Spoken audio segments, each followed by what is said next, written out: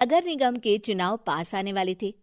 पूरे कानपुर शहर में टिकट को लेकर मारामारी शुरू थी, लेकिन सबसे ज्यादा चर्चा में वार्ड नंबर 40 की सीट थी। वो इसलिए क्योंकि इस बार वहां की सीट महिला के लिए आरक्षित थी। अब सवाल ये था कि चुनाव लड़ेगा कौन।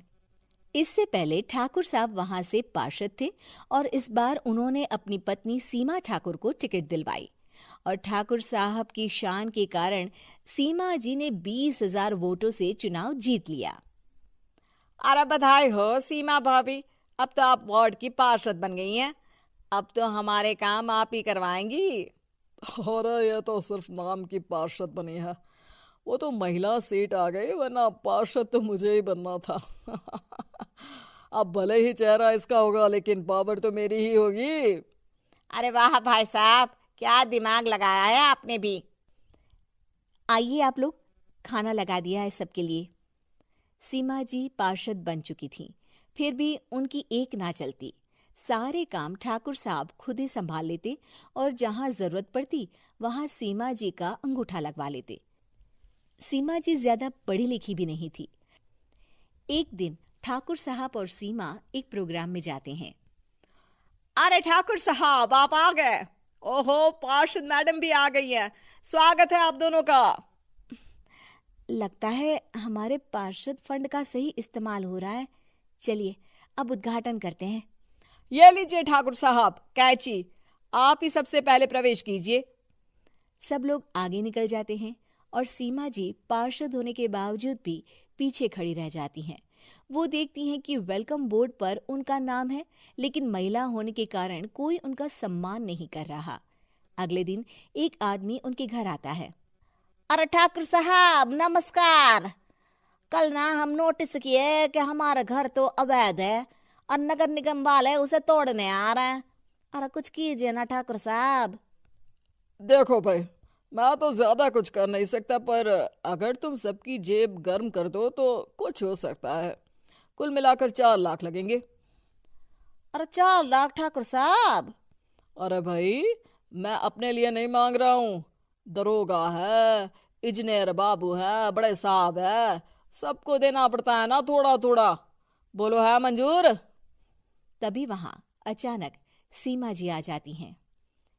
अरे ये आप क्या कर रहे हैं? पहले इन्हीं लोगों से तो आपने वोट मांगे, अब इनसे ही पैसे ले रहे हो। अरे चुप रहो तुम।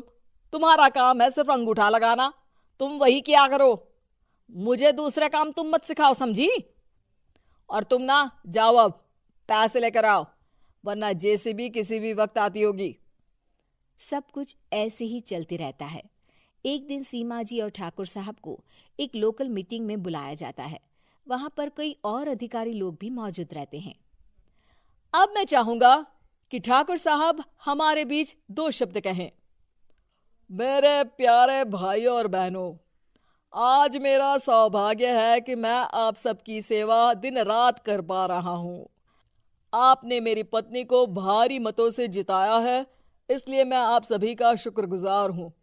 मैं आप सबसे वादा करता हूँ कि हमेशा की तरह हमारे वार्ड में किसी को कोई तकलीफ नहीं आने दूंगा। सभी लोग तालियां बजाने लगते हैं। अब मैं माननीय पार्षद मैडम को स्टेज पे बुलाना चाहूंगा। अपने नाम को बुलाया सुनकर सीमा जी एकदम चौंक जाती है। उन्हें बिल्कुल उम्मीद नहीं थी कि इतनी बड़ी जगह उन्हें मंच पर बुलाया जाएगा। जैसे तैसे वो मंच पर चढ़ती हैं। ऊपर जाते ही सीमा जी को सारी पुरानी बातें याद आ जाती हैं कि किस तरह उनके पति उन्हें कभी भी आगे बढ़ने नहीं देते और उनके नाम से गलत काम करते हैं। वो बोलने लगती हैं। मैं आपके वार्ड की पार्षद सीमा हूं। आप में से बहुत कम लोग ही मुझे जानते होंगे, क्योंकि इससे पहले मुझे कभी ऐसा मौका ही नहीं मिला। सारे मौके मेरे पार्षद पति यानी आपके ठाकुर साहब ही लेते रहे, लेकिन आज ये मौका मुझे मिला है तो मैं इसे ऐसे ही नहीं जाने दूंगी।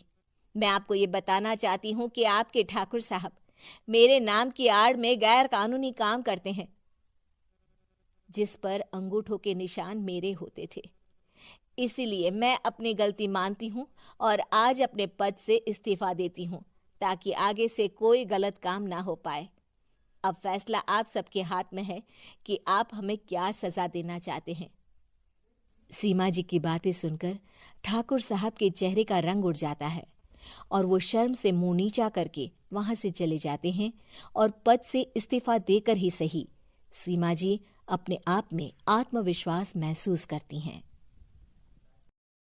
है कि आपको हमारी ये कहानी पसंद आई होगी। कृपया हमारे चैनल को सब्सक्राइब करें और सभी अपडेट्स के लिए बेल आइकन जरूर क्लिक करें और हाँ, वीडियो लाइक और शेयर करना मत भूलिएगा। Bye bye.